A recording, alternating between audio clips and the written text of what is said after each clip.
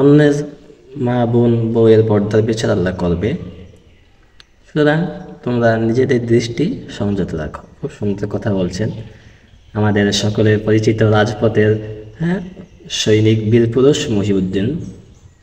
তো বাবা মহিউদ্দিন, তুমি ট্রেনে টিকিট কাটছো, দুটো টিকিট পাও নাই, টাকা গেছে গা, এটার বিচার আল্লাহ করতো। তুমি কেন শুধু শুধু দেশে পরিস্থিতি নষ্ট করে রেল লাইনে আন্দোলন করছিলা? কেন তুমি অনশন করছিলা যে আমি মরে যাবো গা হেন তেন? সেটার বিচার তো আল্লাহ করতোই, বলবে না সেটার বিচার? তাহলে এটার দরকারটাই বা কী ছিল? জনগণ তোমার পাশে এসে দাঁড়ানোর দরকারটাই বা কী ছিল? সেটার বিচার তো আল্লাহ করতোই। এখন এত ধর্ষণ বাড়তেছে, খালি প্রতিদিন ধর্ষণের নিউজ।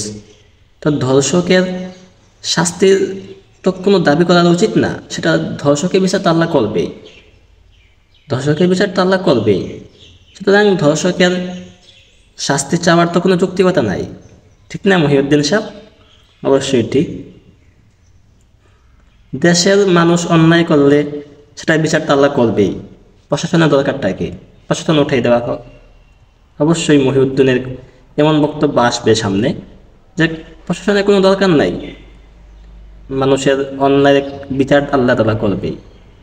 যদি কেউ তোমাদের বাস দেয়, সেই বাসের তো কোনো বিচার চাওয়ার দরকার নাই, যে বাস দিচ্ছে তার বিচার আল্লাহ তাআলা করবেই। তুমি সেই বাসটা বের করার কাজে নিয়োজিত হও, তোমাকে তার শাস্তি চাওয়ার কোনো দরকার নাই, বিচার আল্লাহ তাআলা করবে।